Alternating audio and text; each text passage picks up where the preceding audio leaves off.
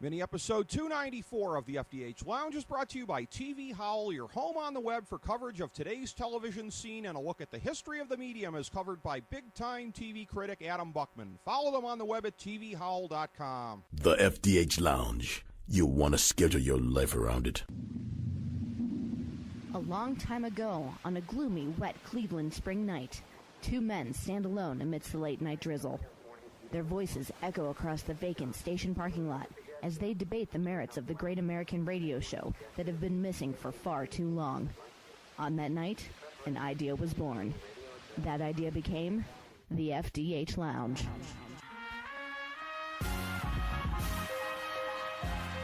Welcome to the FDH Lounge. All right, everybody, it's Rick Morris and Kyle Ross talking football once again in the FDH Lounge, just as we did through all of the last two football seasons. We're going to be previewing the AFC right here.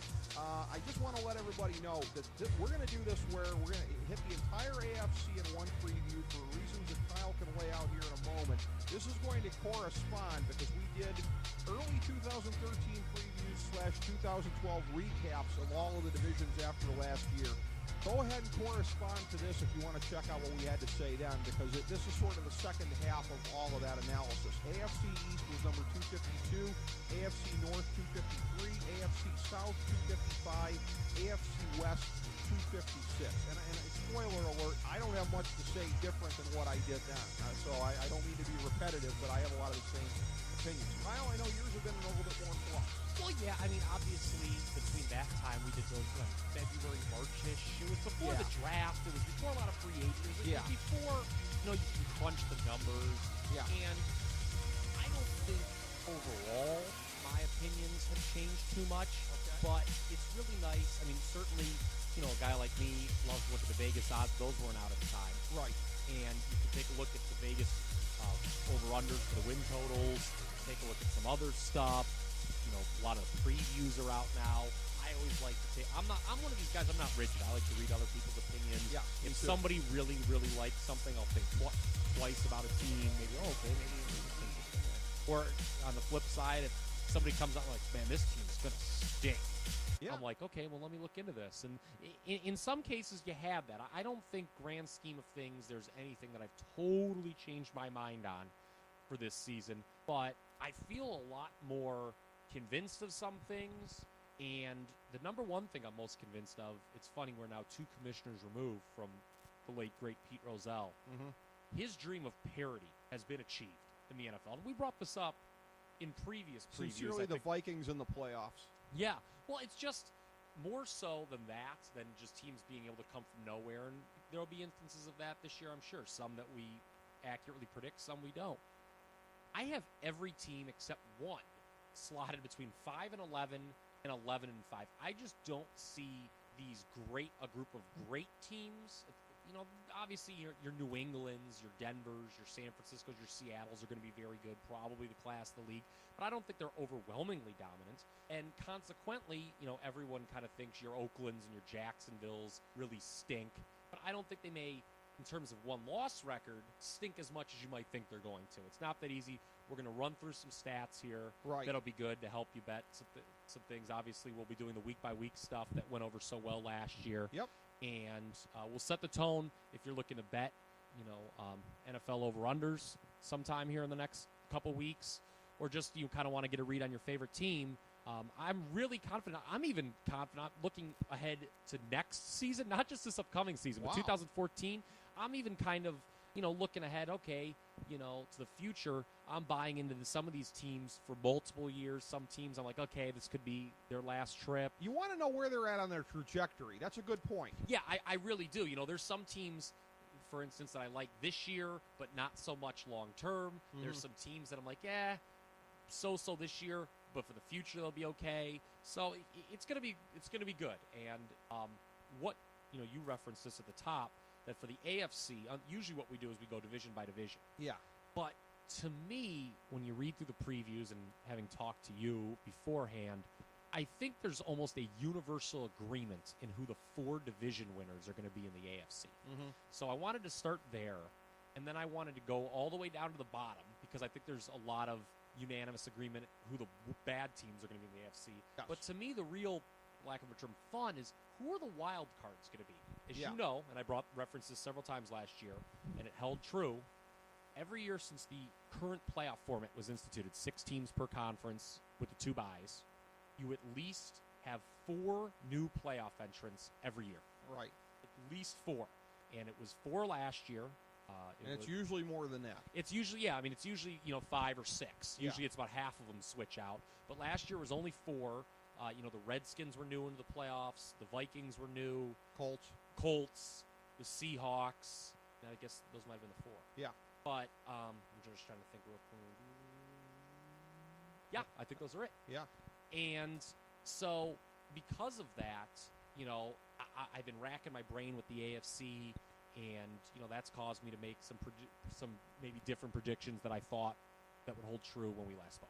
So, well, and this is a good thought on your part for formatting it this way. It'll keep it from being too repetitive from what we did before because, again, like you said, the really good teams, the really piss-poor teams, pretty obvious. But of the 4, I would say for the consensus division winners, well, let me pose the question to you.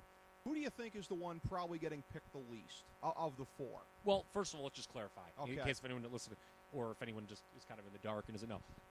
It's safe to say that the majority of publications you read or podcasts you listen to will have New England in the east, Cincinnati in the north, Houston in the south, Denver in the west. Right.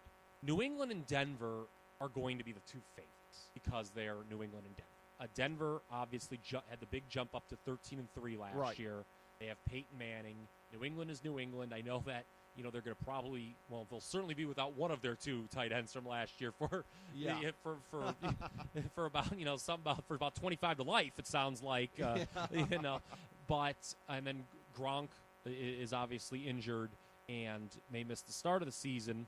But to answer your question, I don't know. It's kind of Cincinnati is probably the least unanimous of the 4 because of the Steelers. Because of this, and this just in, the Ravens won the Super Bowl last year. Yeah, now you and I were everybody's writing them off as far as winning the division again, and I think justifiably so because they've lost so much.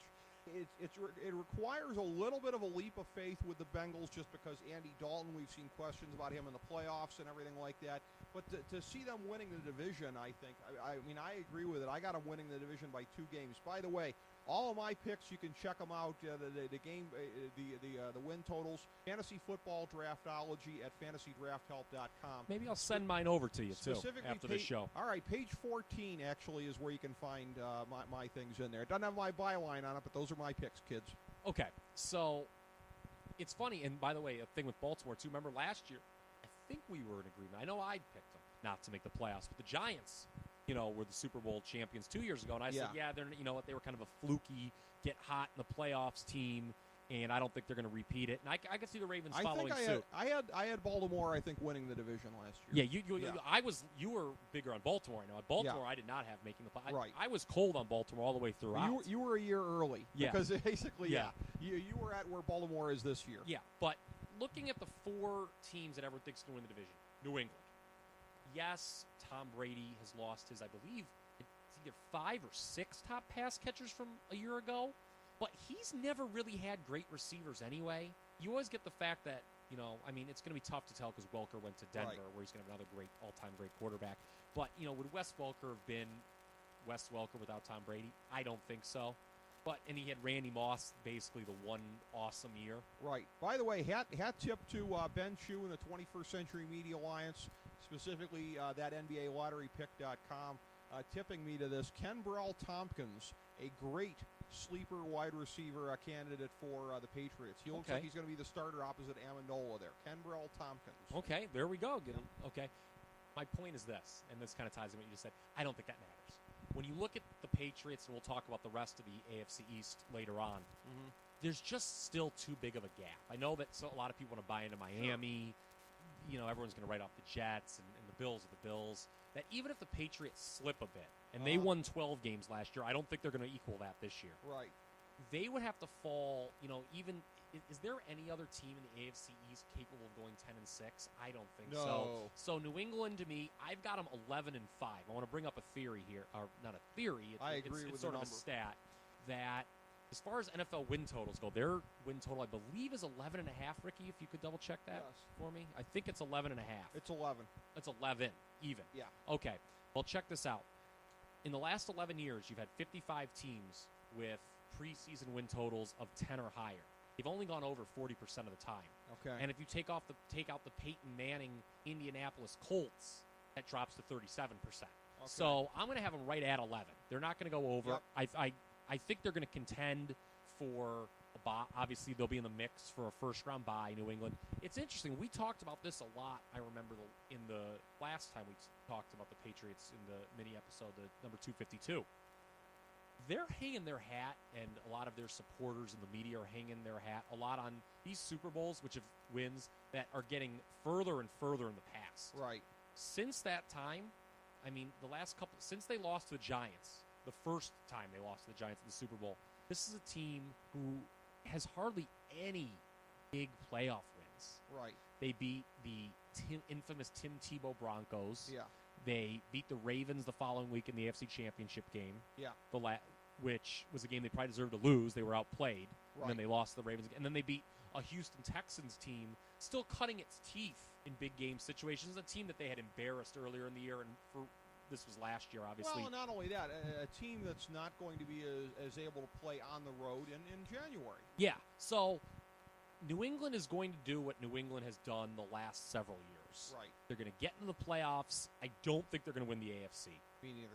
Now, I'm not really happy with my team I'm going to pick to win the AFC eventually, but I think that their ceiling is probably the conference championship at best. Think so, yeah. I mean, they'll win a playoff. They'd win there even if they didn't get a bye. They'll beat probably a pretty weak wild card team in that first game, and then they'll lose. Right. I got them going over the Steelers. Okay. Because they own the Steelers. Yeah. In the playoffs. So that's my thing with the Patriots. I've got them at 11 wins, winning the division. Moving to Houston, I want to go to Houston. Okay. Next.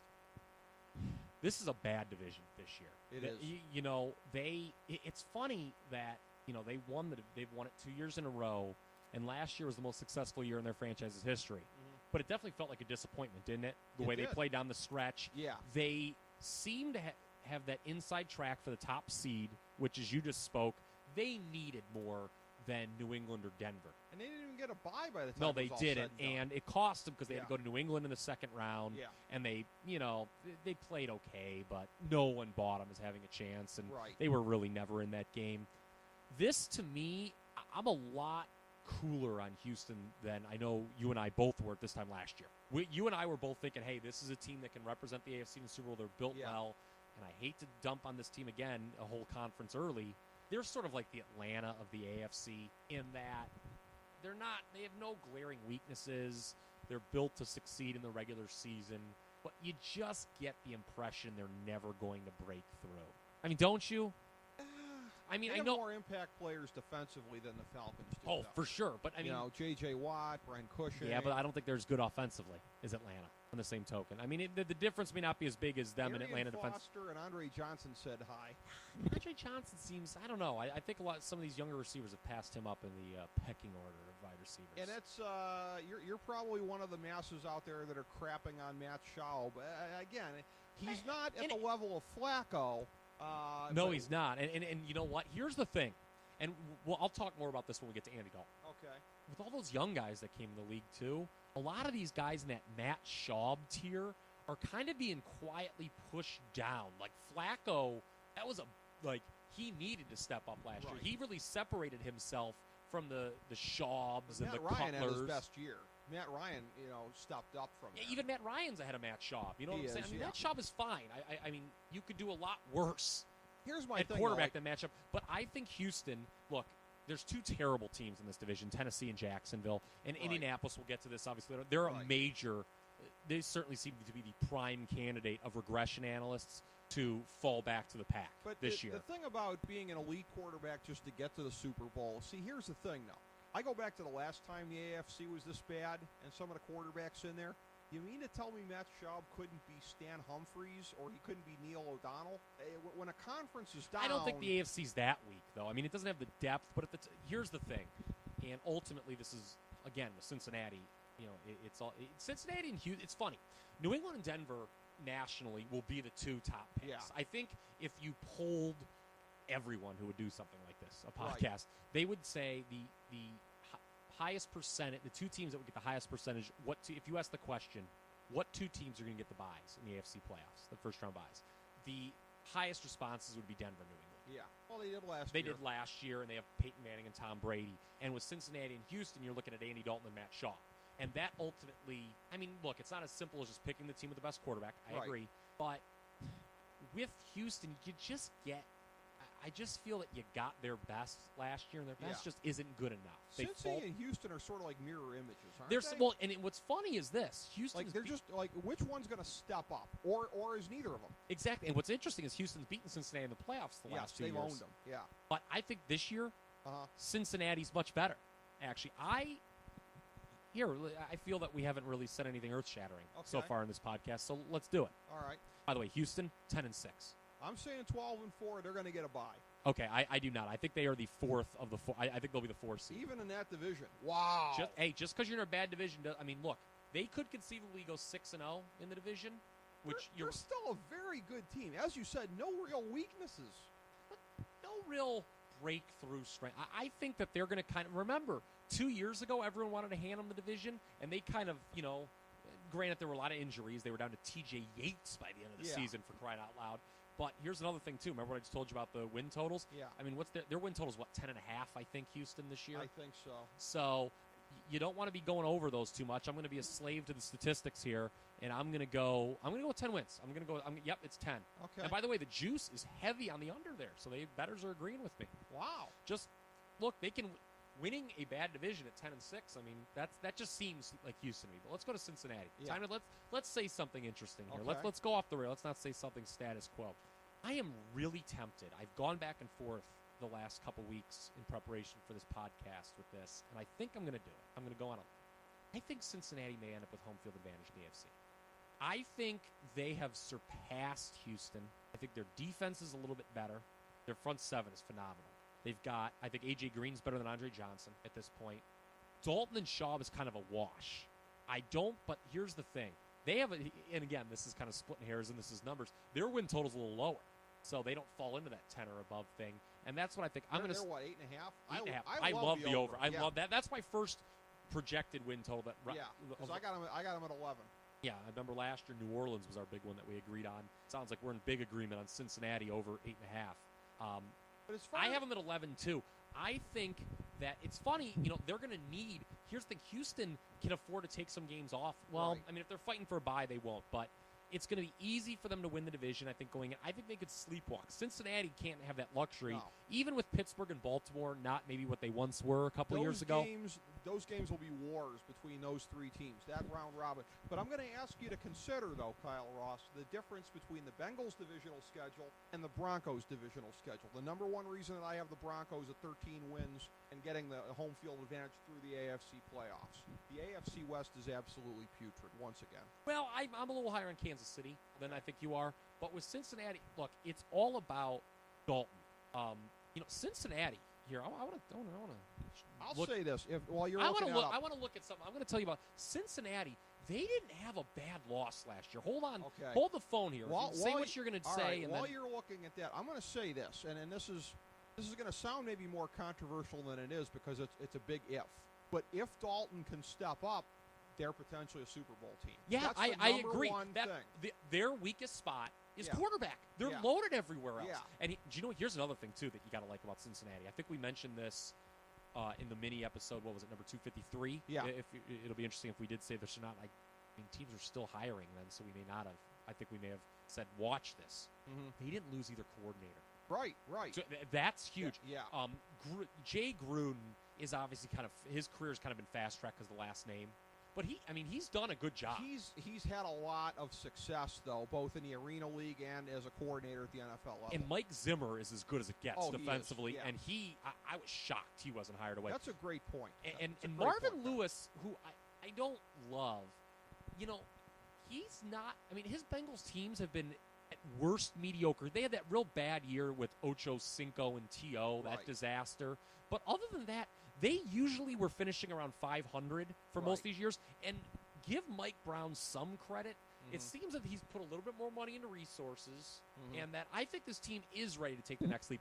ultimately, I think Dalton will end up costing them the playoffs. Just because I think they have home field advantage in the AFC doesn't mean I think they're going to go to the Super Bowl, because I don't. But I think they're every year, kind of like there's a team. There's always been that storyline the last couple of years, it seems, where a team sort of comes out. Because I think nationally, not a lot of people are as high on Cincinnati as you and I are. And there's always that team that jumps out to that great record. It was Atlanta last year, and there's that hackneyed story. Do you believe in them? It was Houston and Atlanta for part of last year. And I think Cincinnati can be that team this year. Now, I wanted to just show you here. Okay, Cincinnati last year, they got hammered in Week 1 on Monday Night Football by Baltimore, 44-13. Flacco played his best game of the regular season that night. It was the Flacco that we saw in the playoffs, quite frankly, that night. Right. After that, they did lose by 4 to a pedestrian Miami team and 10 at Cleveland. But that game got away, living in Cleveland, I remember watching that game. That game got away from them late. They were actually leading, I believe, going into the fourth quarter. Other than that, they lost by 7 to Pittsburgh, 8 to Denver, and by 1 to Dallas. This team didn't get blown. I mean, this team got blown out once last year. So, and then they kind of, that was a real boring playoff game. They lost to Houston 19-13 in the second straight year. Does that mean that they're ready to regress a little bit, though? No, well, let's take. I mean, their record in close. As you know, I'm paying attention to record in close games this year. Let's take a look here. They were 1-0, 2-0, 2-1, 2-2, 2-3, 3-3. And they were 5-4 in close games. I was really resisting the urge to be a dick and start counting out loud while you were doing that. I wouldn't have liked that. But they were 5-4, which says that. But here's the thing: their wins were usually. I mean, they say the sign of a good team is when you beat up a crappy team. Yes. And then you lose. I mean, they had a lot. I mean, they played Kansas City. They crushed them. They crushed Oakland. Philadelphia was bad. They beat the heck out of them. Jacksonville, they beat the heck out of them. So I just think that this team, regular season-wise, is ready to take the step. I got them 11-5, like you do. And I think there's a chance. That's the same record as New England, keep in mind. Yes.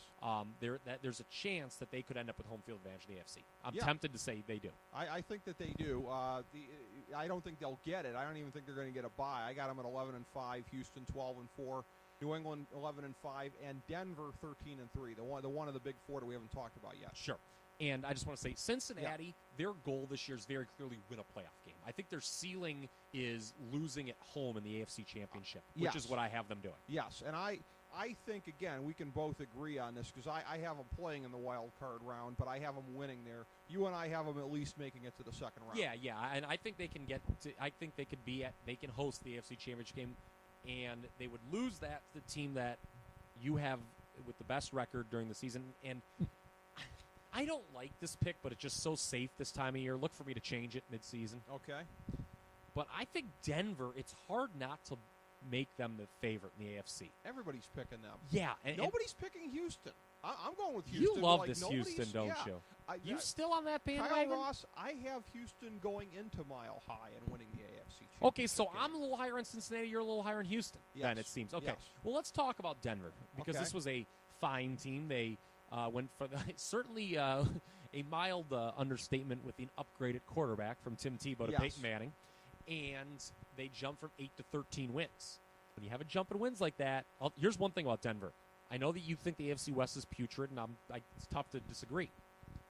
I don't think there's any way they match last year's 13 wins. I think everything went well for them last year. Not least of which the schedule. Yes, they didn't beat any good. Did they beat? Hold on here. Let's take a look at this here. I mean, if you have a comment you'd like to make on Denver right now, I'd love to hear it while I look up. I'm just going to say, I mean, they have, outside of, Elvis Stumerville, they have just about all the same parts. Von Miller came down today. He's possibly suspended. No, 6 now. They're saying. Oh, this just in. Okay. Yeah, and their defense. Yeah, that was just announced a little bit ago. Okay. And we're doing this on August 19th, and it just happened. Spoiler alert. Spoiler alert. But they're going to be minus him, and I think we talked about this last year a little bit.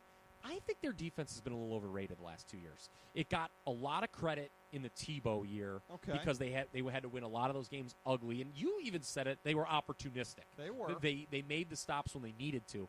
And last year they were like better though. I didn't think they were. Yeah, well, you know why though? They were better. You know why though? They were playing a lot of bad teams, especially the bad offenses in that division. Okay. And they could have. When you're a defense and you're always leading, you can afford to take some chances. Okay. I think that defense will not be as good as they were last year, and also offensive line. And they lost their center for the year already. So, and am I the only one who still wants to question Peyton Manning's health, or are we over that now? Well, last year at this time, when everyone was talking, they're like, "Oh God, if I was Peyton an immense skeptic at this point." Yeah, everyone last year was saying, "Oh God, if Peyton Manning takes the wrong hit, he's going to be, they're going to be feeding him his lunch through a straw." The rest of like, now he's okay. Now his neck is fine. I was having him fitted for a scooter and a drool cup, and I feel like again. He proved me wrong, I guess. But, I mean, is his neck fine now? The guy's, I mean, did he not have the 4 surgeries on his neck anymore? Did he not take any hits last year? Again, I just, very, very rarely will you hear me say, no, I was completely wrong. But that's what I'm saying. I think I was wrong. Here were Denver's last, all right, they started 3-3, and they won their last 10 games. Here are their last 8 wins. Carolina, San Diego, Kansas City, Tampa Bay, Oakland, Baltimore, who did win the Super Bowl and got revenge on them, by the way, in Mile High, Cleveland, Kansas City. Right. I think Denver, again, let's go back. If it's a win total of 10 or higher, go under. Yeah. They're at 11.5, which I believe ranks right among the highest in the league. I'm going 11 wins for Denver. I think I'm book it, as a matter of fact. Okay. They will not match last year's 13 win total. Everything went right for them down the stretch. And, again, am I looking too much into things with Peyton Manning? I remember a few years ago, Brett Favre switched colors and had this miracle comeback season with a new team. Yeah. It ended when he threw a terrible interception across his body to the other team. Wow. Peyton Manning, didn't he do that? He did. He did. Now, that being said, the addition of Wes Welker, I still think it's really hard not to pick this team to win the AFC, but it's just because I can't buy in Cincinnati yet to go to the Super Bowl. New England kind of gags in the playoffs, and I'm just not sold on Houston. So it's almost by default I'll take Denver to win the AFC, but... And I'm kind of taking Houston by default for the same reason. Okay. Don't be surprised if come playoff time, I switch on Denver. If I see something else, if maybe there's a surprise team that we haven't talked about yet. I'm looking... That's why I wanted to do the middle last. Yeah. I wanted maybe you to talk me into a team. It's the middle's the most interesting in the AFC, certainly. But as far as it goes with Denver, in looking at this, and there's another thing, too, I had this feeling about them going into the playoffs, and I don't exactly remember who I had coming. I think I was staying with Houston just out of stubbornness. But anyways, I'm not going to say I was shocked that Denver lost to Baltimore. You and I went on there and said there's no way they lose to Baltimore. Yeah. Remember, we were like most people and say book the Denver New England AFC Championship. We didn't see that landmine, but I will say this. I had an uneasy feeling about them coming into the playoffs. I don't know if this means anything or not, but this is maybe this is just the residual of all my years of playing fantasy sports. I'm terrified going into the playoffs if I've won like 10 in a row. Because you're going to have a bad week. You're going to have a bad week. They won the last 10, Kyle, and it was just like, okay, do you realize you now have to win 13 games in a row to win the Super Bowl? That is... The odds against that are pretty steep. Yeah, I mean, look, bad division and Peyton Manning mean that. I mean, look, the Tim Tebow Broncos obviously way outperformed their Pythagorean win total, if you know that stuff, by a lot. But the switch at quarterback kind of nullified any likely regression when he went to Manning last year. And Manning's going to keep them at a certain level. It's like New England. There's just a canyon between them and the rest of the division. But it's funny. I always do this. I always say, I guess that this team does deserve to be the favorite to win the conference. But then I nitpick them. And that's how I feel with Denver. Look, Welker will probably be a great addition to a receiving corps that was already pretty strong. But the injuries on the offensive line and some of the loss of defensive personnel, which I thought was an overrated unit the last 2 years, I just think there's no way they match last year's 13-win total. Okay. Well, that's a very interesting thought. I got them at 13, but I could see that as well. Again, I have them at 13 largely because I think the rest of the division is so pathetic, and that really kind of plays in. So we've talked about the 4 best teams. I don't think have much to say about the 4 worst, other than that they pretty much suck. Going division by division, you start in the East with the Jets. Again, a transition year at best. One of the things that a couple of the bad teams have in common is And I think this will prove to be the case with Tennessee as well, where Mike Munchak inexplicably survived. I think we can say Rex Ryan, Mike Munchak, Dennis Allen will all be gone after this year. Ownership flinched in every case. When ownership flinches and gives a coach one more year, the coach never makes it past that year, and the team at some point quits on him. 3 of the 4 teams we're talking about here among the worst have that in common. Yeah, I actually think that those will be the teams picking 1, 2, 3 next April. The 3 you just mentioned, Oakland, Tennessee, and the Jets. With the Jets, look, I was tempted to pick the Jets to win a few more games. I think when we talk about these teams, the only difference you and I will have is I'm going to pick them to win a couple more games, maybe just ugly games. I know every year there is that 2-14, 3-13 team, and there will, if it's going to be somebody, it's probably going to be one of these teams, Oakland probably, but I'm going to go 5-11 for the Jets. I think they might win a few more than you think, just because everyone's so down on them. Okay. But here's the problem, and you kind of already alluded to it with the coaching. Rex Ryan is obviously coaching to save his job, and for better or for worse, it's going to end up being for worse. And the first round pick was for the future. He's married to Mark Sanchez. Yes. And he is going to try to stick with Sanchez as long as he can. Yeah. And that's not going to be – I think they're going to get off to a terrible – I'd love to see who the Jets start off the season with. And the front office, I can pull this up. The front office is going to want to see Geno Smith in there. Yes, and eventually he will be their starter next year in Week 1, Geno Smith, with a new coach. And spoiler alert, I talked about looking ahead. I think whoever coaches this team next year is not going to be walking into a bear cupboard. The defense is going to be great. Rex Ryan can coach defense, and I still think the Jets have a good defense despite the loss of Revis. They drafted the kid from Alabama. He's not going to be as good as Revis initially, but he can fill in. D. Milner. Yeah. And Wilkerson is great. Right. And it's just the offense stinks, and it's going to stink with Sanchez. The butt fumble wasn't the worst play in NFL history, but it's just something that's going to stain Sanchez. His confidence is racked. He makes too many he's a worse Tony Romo. Right. Really. So, the Jets will be bad, and Ryan's going to get fired. Yeah, and that's they start off. It's a home game, but they start off with Tampa Bay. Remember they surprised. Bowl. Yeah, remember they played their best game of the year in Week 1 last year against Buffalo. Yeah, the Jets arguably Sanchez threw like 4 touchdowns. They scored like 48 points inexplicably. I wouldn't be surprised if the Jets win there, but they'll get killed by the Patriots. Buffalo sucks also. So I think I'm a little higher in Buffalo, I bet, than you. Tennessee's kind of Tennessee sucks. All right. The schedule doesn't. The schedule gets. Oh boy, there's a stretch around. Atlanta, mid-season. Pittsburgh, New England, Cincinnati, New Orleans. Yeah, and then at Buffalo. That's when it's going to go bad. And Ryan, it'd be like 2-2. This could be our year. We could make a run. Splat. Yeah, do you agree with me though that Geno Smith is the starter in Week 1 of 2014 for a new coach? Sure. Okay. I agree completely, and that's the whole thing here. In going back to a very, very recent mini episode here on the show to reference the great show Breaking Bad, Mike the Cleaner, no half measures. Here's the thing. It's half measures with every one of these teams. We'll give you one more year. And in the case of the Jets, you bring in a new GM who's going to want to hire his own guy. This new GM seems kind of sharp, too, by the way. He's off the Seahawks tree, so they know what they're doing over there. But again, Geno Smith, a guy who is not going to be is not drafted to help a coach needing to win now. That's the whole thing here too. They flinched on firing Rex Ryan, and then Oakland and Tennessee flinched on firing their coaches. I don't think Ryan is disastrous as last season felt. I mean, it's hard to remember this team. Actually, 6-10 is kind of stinky, but it's not like horrible. It felt like they were a lot worse than 6-10 last year. Not rock bottom, but I think this will be. I got you're right. 12. Here's the thing. Yeah. You just feel that they haven't hit rock bottom yet, right. And I think this year will be. I just wanted to I get this from the Football Outsiders here. There's only 5 quarterbacks in NFL history that have met the following criteria in 4 straight seasons, okay?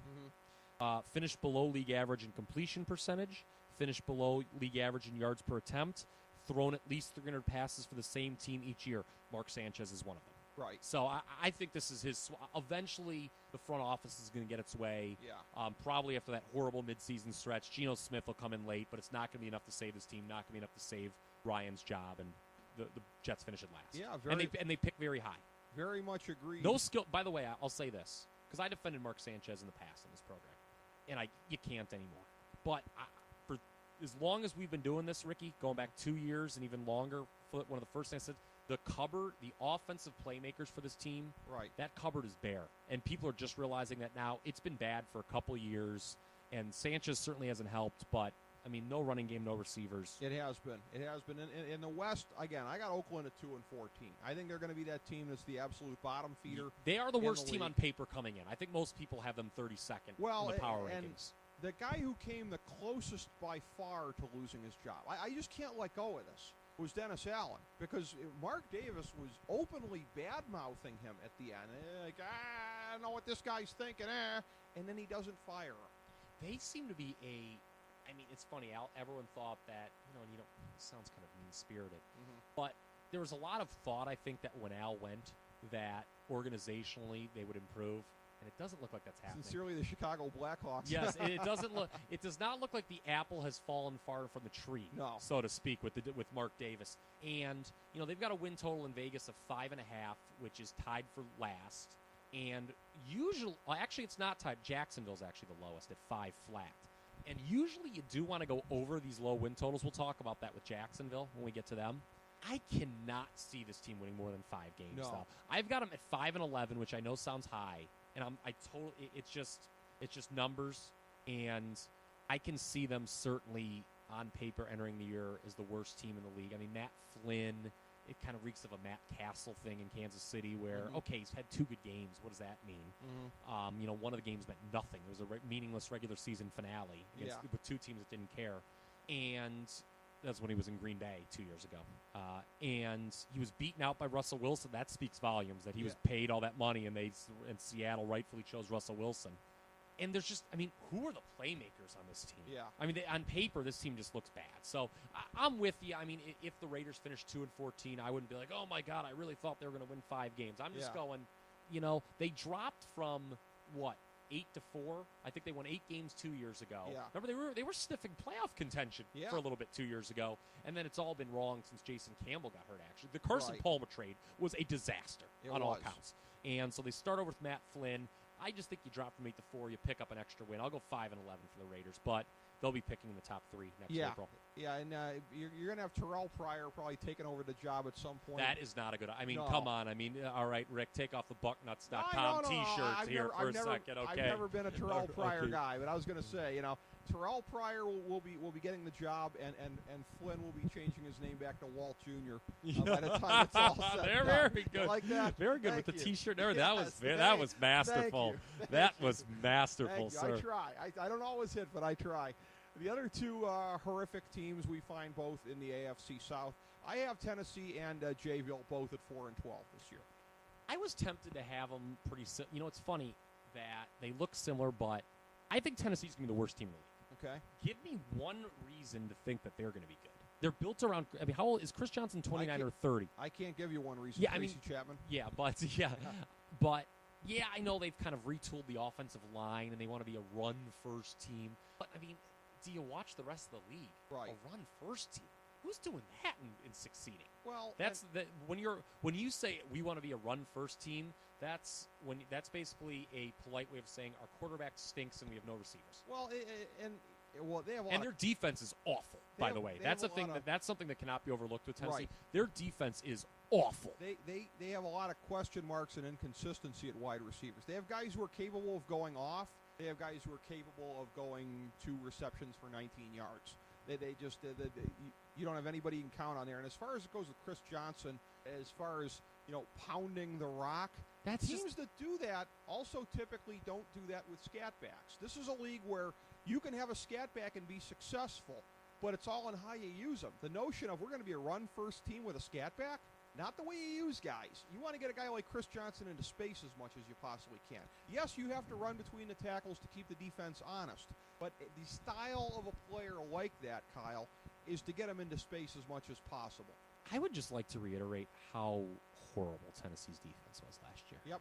They gave up 34, 38, 41, 38, 30, 23, 34. They gave up only 19, but lost in overtime to Indianapolis. 51 to the Bears. That was one of the worst one-sided games of the year. They inexplicably killed Miami 37-3. That was a weird result. But and then they gave up 55 late in the year to Green Bay. I mean, this is a bad bad defense. Chris Johnson, when you look at his rush totals, listen to this. Jake Locker was the team's leading rusher each of the first 3 games, and he never had more than 35 yards. Wow. I just don't see any. I have Tennessee. I'm with you at 4-12. Jacksonville, I'm going to go a little higher, 6-10. 2 theories I'd like to back them up with. Every year, there's the rule of 4, they call it. It's a different rule of 4, not just the 4 new playoff entrants. That roughly a quarter of the league, it's like over 8, but let's 8-point-something.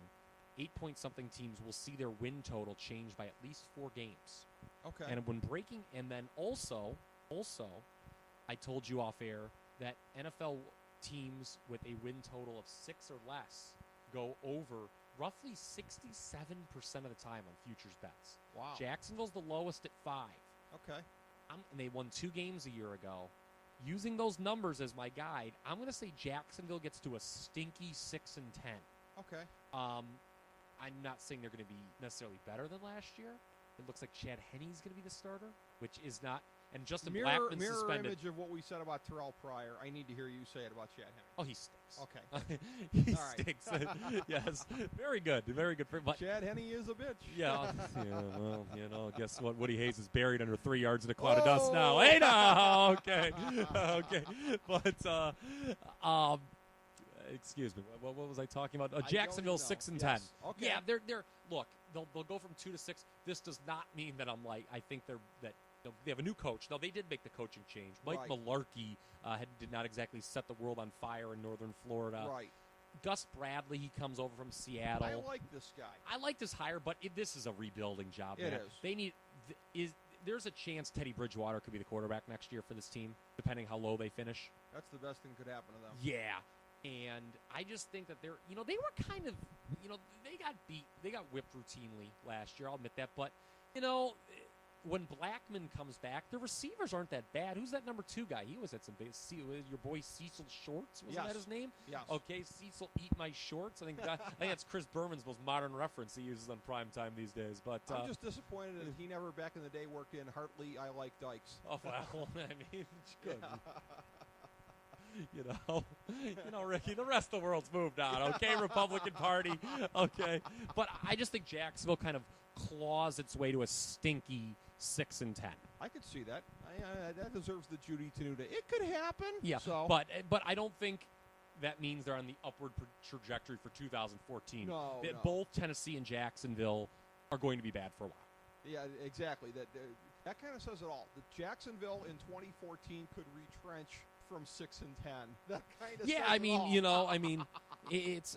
They just They're don't. coming back off that massive high water mark that they had, the best year in their recent history. The defense isn't terrible here, is it? No, it's not. Yeah, I mean the defense isn't bad. I mean it's better than a lot better than Tennessee's. Doesn't have many impact players, but it's not bad. Yeah, they're rebuild. I mean this is a rebuild job. It's a bad market that's not going to attract a lot of free agents, so they need to hit a home run in the draft in April. They do. Now, so those are the 4. So it's funny. We've hit, half the conference? Yeah. The Just 4 about. great. And exactly. The 4 good ones, the 4 bad ones that everyone agrees on. This is where it gets interesting. Now the middle, yeah. We have 2 wild card spots up for grabs and 8 teams to discuss. Yeah. I want to start here. Okay. Because I had to go with 2 new, because of the way I did the NFC. Okay. I need 4 new playoff teams total. Now, the 4 division winners that we have in the AFC all made it last year. So that's, so far it's 4. So there's 8 playoff spots left. I need to pick 4 new teams. I'm going to pick 2 different wild cards. The way I got boxed in with the NFC, I'm going to have to pick 2 new playoff entrants in the AFC. Okay. So I want to start with the team that everyone thinks is going to regress, Indianapolis. Yep. 11-win team. You and I last year was funny. Remember, we came on, we're like, with Andrew Luck, they're going to see their win total jump huge. Definitely be 6-10. I think I said like 6. Yeah. But there's no one thought they would do as well as they did. They were 11-5. Right. But consider this: worst point differential of an 11-win team in NFL history, -30. Yeah. They won a lot of close games at home against bad teams. That was a byproduct of the last place schedule they had in front of them. They beat like Cleveland close. Let me take a look who else. I mean, they had like half of their wins were against bad teams at home, it seemed. Right.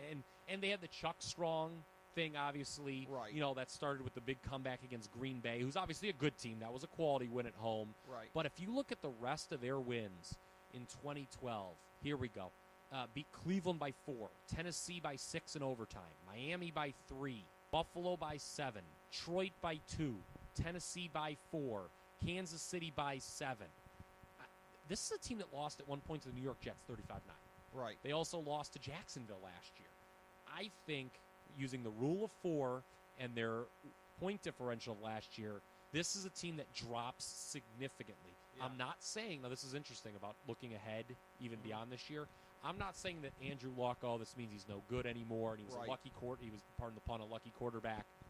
No, I think they'll be fine long term, and in fact, they're probably, with Luck, Yeah. Houston eventually, like I said, they'll plateau, not peak.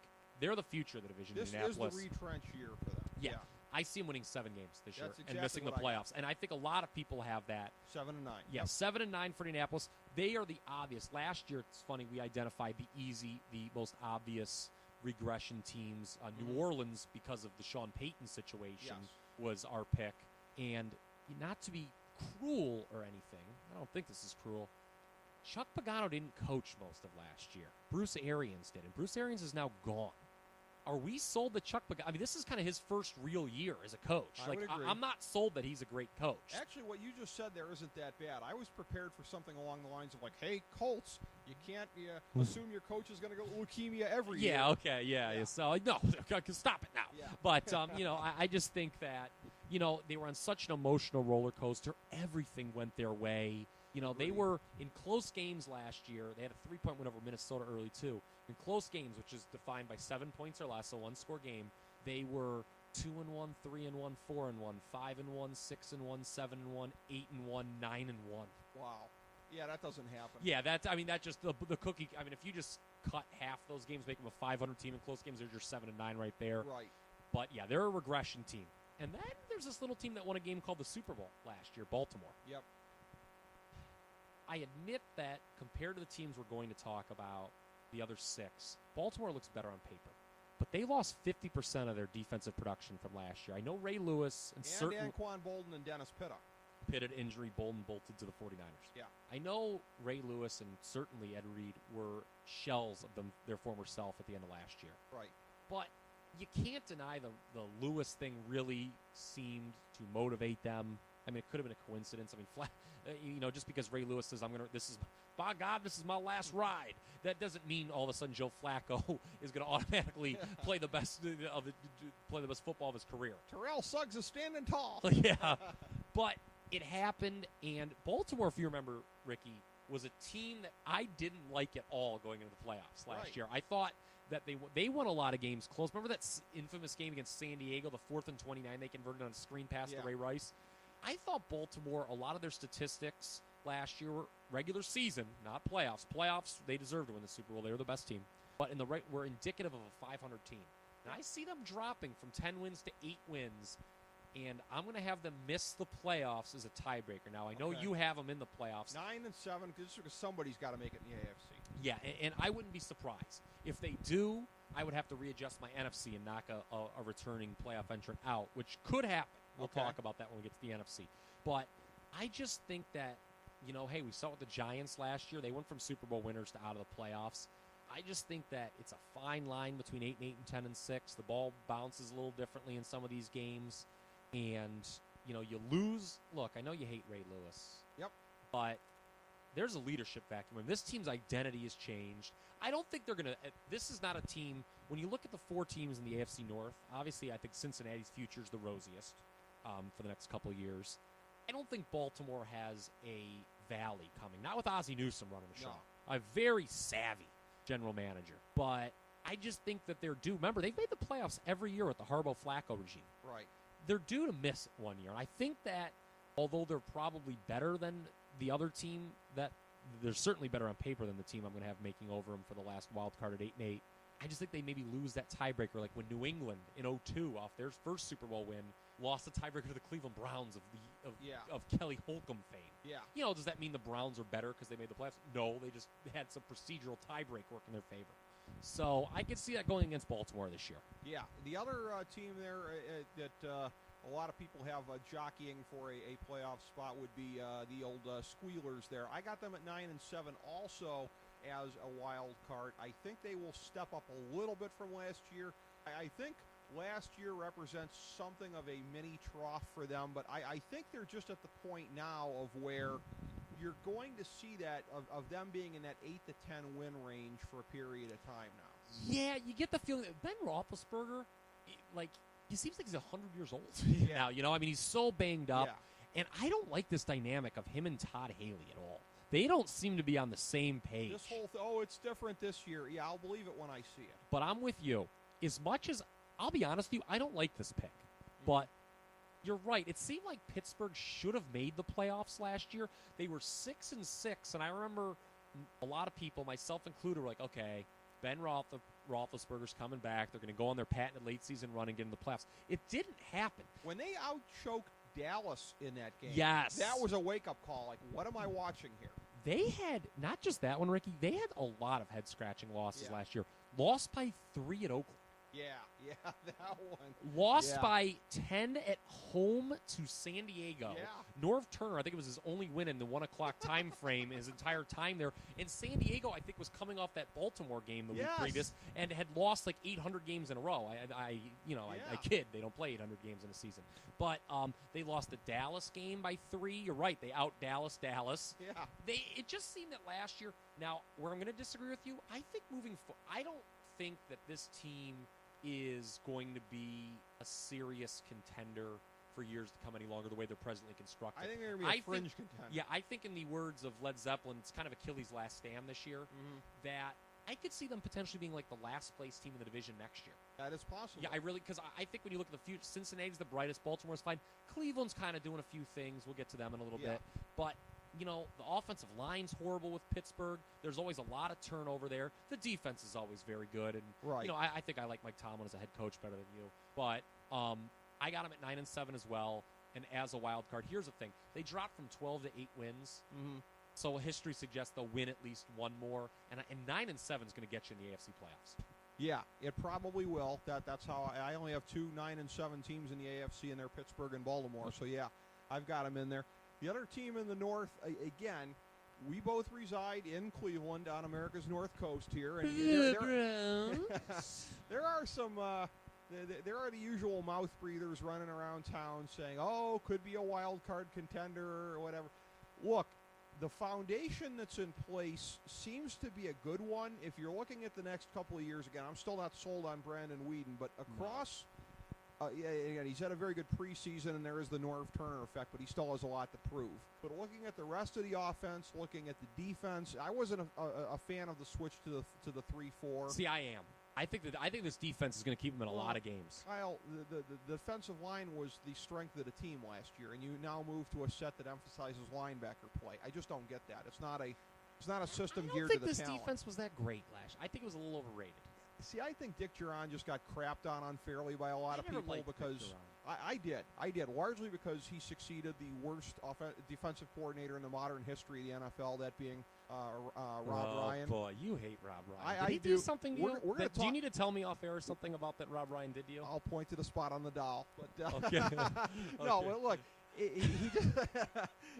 But look, it's just one of those things where I think Duran didn't get enough credit for the fact that the defense kept them in games last year. I think it will this year, too. They didn't have playmakers. But Kyle, they have more playmakers on defense this year because they went out and spent in free agency. It's apples and oranges. So I need to go cry with Dick Duran. Duran had less to work with. No, Dick Duran is an excellent defensive coordinator. Ray Horton is as well. I just question whether the Browns' personnel... Look, everyone is underestimating the transition time to it as well. I'm going from 6-10. I had said 5-11 when we did this. We did our picks back on mini episode number 253. I'm revising it upwards 1 just because they've looked so good in preseason, and you don't want to get carried away with that. But there is the sense that this team may be even a little bit beyond what I thought. The loss of Josh Gordon in the first 2 games because he's a buffoon who's serving a drug suspension, that's going to hurt because he is potentially one of the next big legitimate ace wide receivers in the league. He has that kind of upside. Really? I see him as that. I don't see him in that A.J. Green group. No. I think he could be a poor man's A.J. Green. Well. He has all the physical tools. He may have a 10-cent brain, but I think that's the only thing holding him back.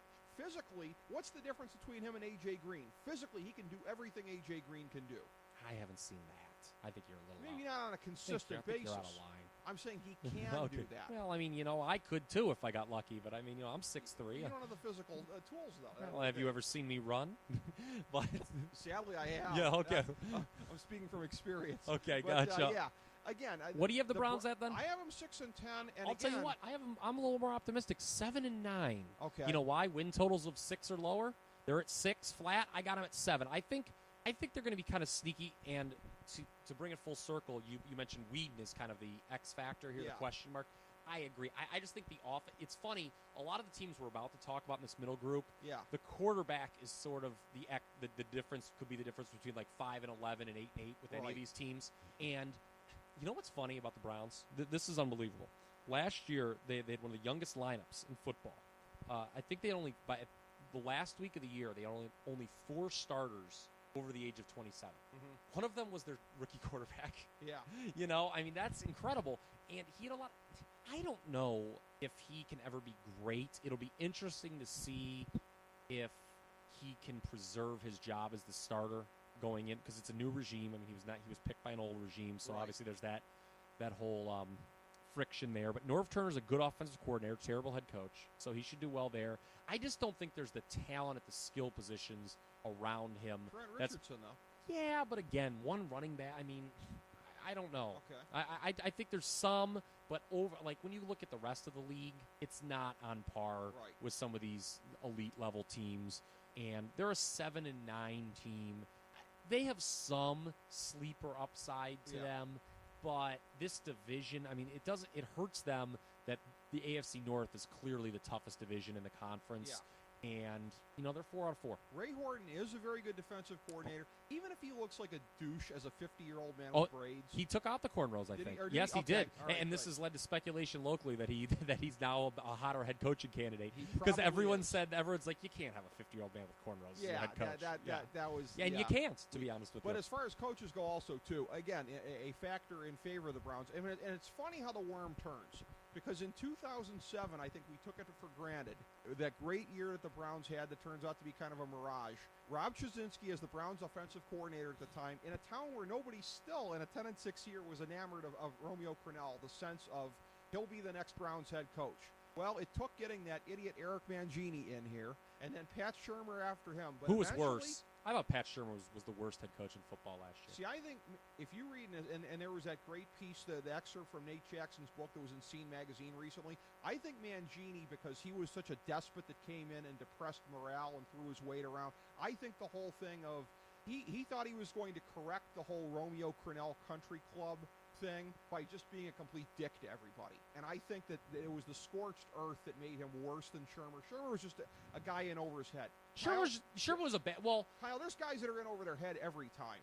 Every year. He was. I mean, he was bad. But will Pat Shurmur ever be a head coach again? No, he won't. Because it's similar to when Chris Palmer was here. That ruined him forever being an NFL head coach. Shurmur, and people laugh when I say this now, even my friends. I was an initial supporter of the move. When he first came in, I kind of liked it. He was like this every week. And for those of you, since we don't have a webcam, I have a book right in front of my face. Yeah. Look, people, always, maybe, I don't know if you're like this or not, people always say, oh, what does Mike Tomlin do? Oh, he stepped in a great situation. He's got these great corners. Great head coaches don't coach like this. Right. This is what your coordinator's supposed to do. Right. Again, for those who who can't see through your computer, I have a book up to my head. And you have to be, in many ways, sort of like a CEO of a business. You have to just make sure you have to be a manager, to borrow a thing for baseball. You don't have to. You should not be calling the play. I mean, some guys can do it, but look at the guys who do that a lot, like Jason Garrett. He stinks. Right. It's a lot of sheep's and wolf clothing, or in a football sense, offensive coordinators and coaches' clothing. Exactly. And I think Chud is going to be fairly strong in this regard. Somebody like my dad, and talking to him, he doesn't look like he's got enough presence, shows enough emotion. It's like, come on, man. How much emotion did Tom Landry show on the sidelines? I don't get caught up in that sideshow crap because. Well, sometimes it can be overplayed. Who was Who was the greatest coach of all time in terms of central casting? He was sent from central casting. Butch Davis. And Butch Davis was the Halley's Comet of horrible NFL coaches. We'll never see in our lifetime an NFL head coach as horrible as Butch Davis. I don't know about that. He was just terrible at evaluating personnel more than in-game. I mean, also in-game coaching, also throwing people under the bus like Foch Fazio when it was Butch Davis who blew the Pittsburgh playoff game. I could go on and on about Butch Davis and all of his many failings. By the way, do you know your boy Mike Trevisano, before the playoff game, claimed Butch Davis is a better coach than Bill Cowher? Oh, I can believe that he did. I can believe that he did because you use the term "my boy" in the ironic sense here. I want to assure everyone on that. But yeah, no, that's not the case. Yeah, that is not at all the case. But again, also too, by the way, and this can't be glossed over, but I will gloss it over. Mike Lombardi is a complete moron, and he's now the Browns general manager. So that's you're on this anti-Lombardi bandwagon. He sucks. He absolutely sucks. Look into his record. Check the stats. He sucks. But the Raiders were a good part of the time he was there. Mike Lombardi's pathetic. And why? Because you don't like him? Well, he's also a backstabber. I mean, let's not forget that. Let's not forget 20 years ago in this town the way that he greased it.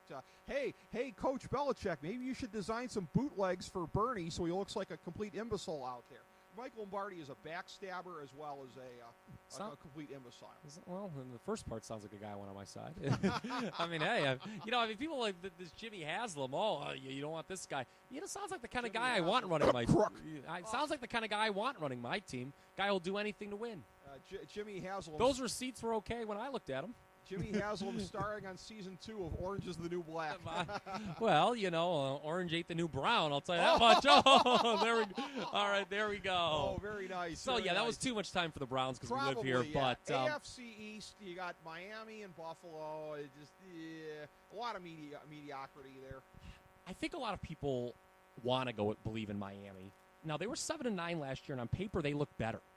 The loss of Reggie Bush will be offset. Here's a fantasy sleeper for you. Fantasy alert. Lamar Miller. I know he fumbled his first touch in the Hall of Fame game, and those people who really like fantasy, it was funny. I went to Twitter. Everyone's like, that noise you hear is Lamar Miller's fantasy stock plummeting. I think me and 6 other people got that. You were probably one of them. Yes. But I think that'll be offset. The loss of Jake Long hurts, though. It does. And here's the ultimate thing. I'm not sold on this Ryan Tannehill. I'm not either. But that said, I think they're going to be in the mix just because the AFC's weak. They do look stronger on paper. Mike Wallace could be a little bit overrated as a signing. The Keller. I kind of disagree. I think Mike Wallace is the real deal. I wish the Browns had signed him. Well, Mike Wallace. David Boston was supposed to be the real deal for this team too, and Ted Ginn Jr., your other boy. Well, speaking of your boys, the kid Keller got hurt over the weekend too. That's going to hurt. Yes. You always want 2 good receivers. Ted Ginn Jr., even if he keeps studying constantly, won't know how to run routes by the time he's 75 years old. Well, that could be a problem because I don't think anyone will send him to a contract when he's 75. There's something to be said for actually, playing the wide receiver position before college. That's something people sleep on. But a lot of times people switch during college like Ted Ginn and never quite get it. So that was a separate thing. Are you saying Glenville was not an X's and O's team? Not exactly. Okay, never mind. I'm not making that one. But Kids, I think just go out there and beat the other team. Yeah, you're a genius coach, Ted Ginn Sr. but that is outstanding. But listen here. I think they'll be in the playoff mix, but ultimately come up short at 8-8. I have Miami at 8-8. I got them 8-8 also. We're too much agreement on this program. Jamie Horowitz is trying to patch in and say, just say Miami's going to be 4-12. Embrace debates. Yes. But here's one. Buffalo. I want to do Buffalo next to stick with the AFCs. I think of the AFC teams, they're the one I have the least grasp on. Okay.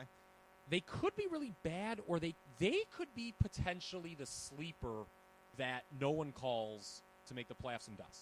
Right. They've gone through the change. Mm-hmm. The ill-fated Chan Gailey. Look, I'm raising my right hand up here and testifying. Mm-hmm. I said Buffalo's going to be a playoff team last year. Oops. Mm-hmm.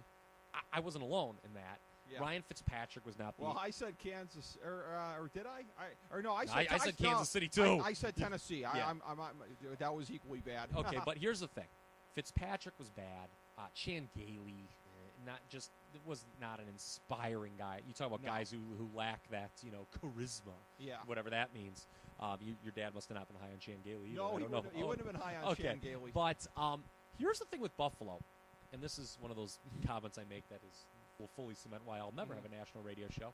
The E.J. Manuel draft pick. I'm conflicted here. This is why I don't have a good grasp on this team. When it happened initially, do you know what it reeked of? It reeked of like Buffalo being sure. Well, yeah, it did. I mean, that was kind of what everyone said it was. Yeah. Buffalo has kind of always been, since Jim Kelly retired, has kind of been perceived as behind the times franchise. They have the longest drought between their last of postseason appearances. Have not made it since the Music City Miracle was their last playoff game. Music City forward pass. Yep. Okay, there you go. That was when Doug Flutie tried his best to get that team over that piece of garbage Rob Johnson.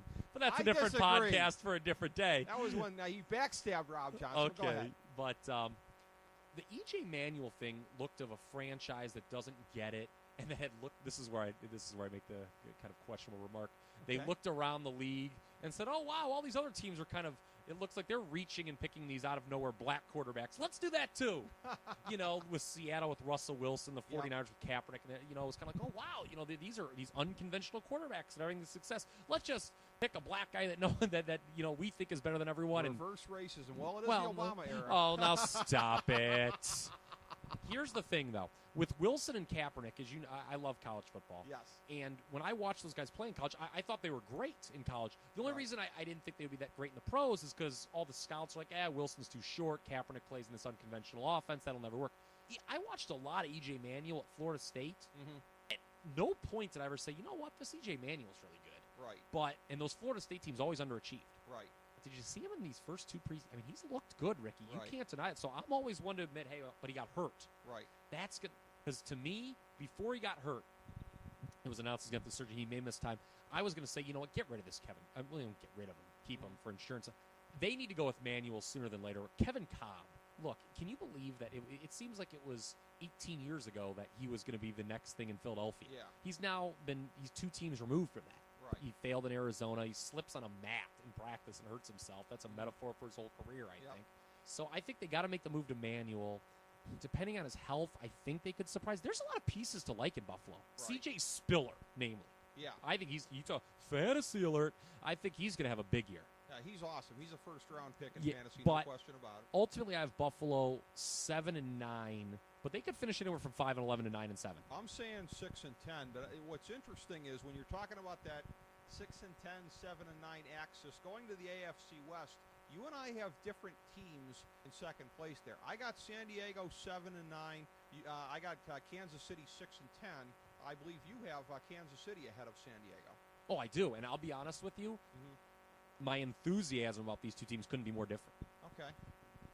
Sandy, it's funny. So when I made the decision, I started with, Indianapolis and Baltimore are out of the playoffs this year. Let's find the 2 wild cards. Pittsburgh was a natural team to gravitate towards. They've got the history. They've never missed the playoffs in back-to-back years under Tomlin. They just seem better than the rest. Right. So who's going to be the next team? And I waffled for a while. Is it going to be Miami? And then I looked at San Diego, and first I was like, no one's taught for a chance. This is no longer your older brother's San Diego Chargers under Norv Turner. Right. He's finally gone. They're not a team that everyone's high on that's going to underachieve predictions. And I was like, you know what? Maybe now that all that's off, it seemed that they drafted kind of well. Maybe San Diego surprises when no one's expecting them. Then I looked at the team's roster and watched them in the first 2 games in the preseason. Rick Morris, this team stinks. I think this is I think the 5 worst teams in the AFC are all in the NFL, are all in the AFC. Okay. This will be a bottom 5 team in the league, San Diego. I've got them at 6-10 with the potential to be a lot worse. You don't think it's just transition pains under new coach Mike McCoy? Oh, I think that could struggle. But here's the thing. Phillip Rivers. 5 years ago, I was sitting in the living room of a buddy of mine, and I said, there's going to be 2 quarterbacks that are going to take this league over, Aaron Rodgers and Phillip Rivers. Is Phillip Rivers even a top 15 quarterback anymore? He's a guy like a Matt Schaub that all those young guns, the Griffins, the Wilsons, the Kaepernicks, the Newtons to a lesser degree. Yeah, like every GM would rather have any of those 4 guys than Phillip Rivers right now. Yep. Horrible offensive line, injured receivers already, bad defense. The only thing that kept me from picking San Diego to be worse than 6-10 was their point differential last year was actually an even 0. Okay. They were 7-9, so that was pretty much on par. It wasn't like and then they had also a horrible record in close games, which is sort of a hallmark of a Norv Turner team. I think they were something like 2-6. Okay, it was bad. I'm going to look this up because there's one other thing, but here's the reason that I don't like San Diego at all. Okay, moving forward. besides all the reasons I just listed. These were San Diego's 7 wins in 2012. You ready? Yeah. Oakland, twice. Kansas City, twice. So that's 4 of the 7 right there, and those teams were both really bad. Tennessee was really bad. They shocked Pittsburgh, 34-24. We talked about that when we talked about the Steelers. And the Jets. Yeah. So they beat those were their 7 wins. Now, in close games, again, that's defined 7 or less. They were 0-1, 0-2, 0-3, 0-4, 0-5. They were like 1-5. So I thought it was 2-1 and 5. So that signals that they might not drop as much as I think they should when I look at them. But I don't like this team's prognosis for the next couple years. You're making me feel even better on my 7-9 steady pick there. I just don't. I think McCoy is walking into a pretty barren situation, and it's not going to be a quick fix.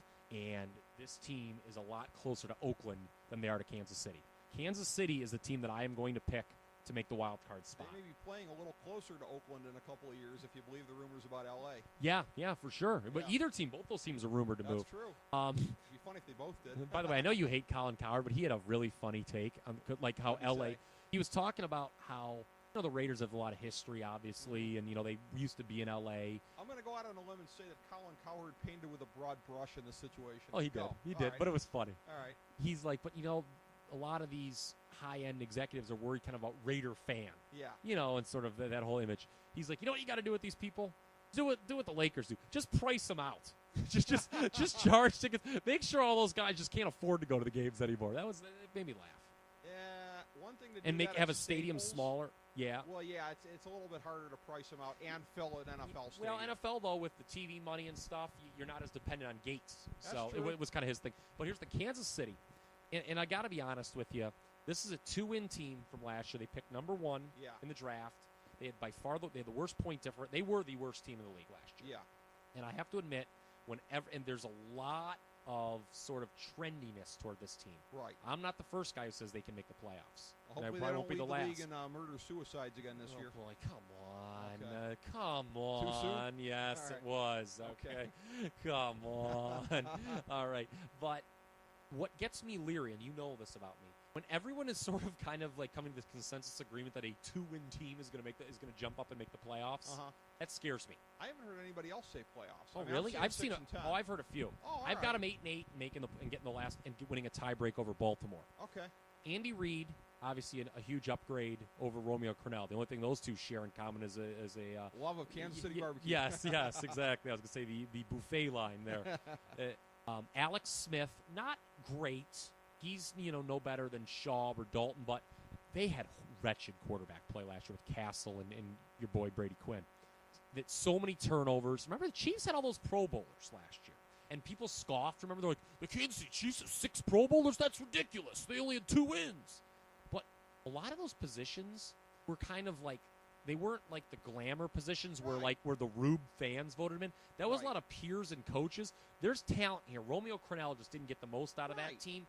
And remember, the last 2 years, the most improved team in the league has been the team that had the first draft pick. It was Carolina 2 years ago, jumped from 1 to 6 wins, and then the Colts jumped from 2 to 11. Well, I'm not saying that they're going to go to 11 wins, but 8-8 for the Chiefs. They have a win total in Vegas of 7.5, which seems high for a lot of people, and it seemed high initially for me.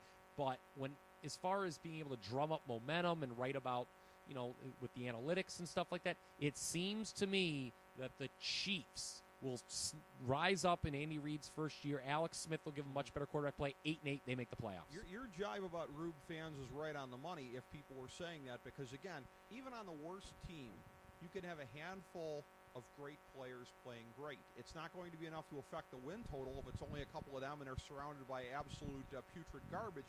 Does anybody want to tell me that Jamal Charles, for example, didn't have a Pro Bowl caliber season last year? Yeah, it was just it was the quarterback and turnover. Their turnover rate was awful. It was shades of the kid who's going to play quarterback for Notre Dame this year. Now the goals, Tommy Reese, the guy who throws an interception in the end zone every other play. Shades of the 05 to 08 Cleveland Browns, also coincidentally coached by Romeo Crennel. Yeah, their turnover rate was historically bad last year. That'll even out. I just think a lot of the indicators show Kansas City. Look, I'm not saying that this is that Andy Reid's going to build this team into into a consistent winner, or they're going to be a contender for years to come. I just think this year they jump up and sneak in and grab that last playoff spot. I think so. I know I didn't say that when we talked about this in mini episode 256. I am a completist. Thank you very much. But you and Steve Byrne. Yes, but I will call for Kansas City to make the playoffs. All right. So again, you and I have the obvious consensus, along with the rest of the world, on the 4 division winners in the AFC: New England, Cincinnati, Houston, and Denver. My AFC championship game is number 2 seed Houston over number 1 seed Denver. What's your AFC championship prediction? I'm going to say Denver over Cincinnati. And that would be Cincinnati having home field. So both of us have a team going in and winning the AFC championship on the road. Yes. I mean, look, home field advantage doesn't mean what it used to necessarily anymore. Especially when the better, more experienced team is the road team. Right.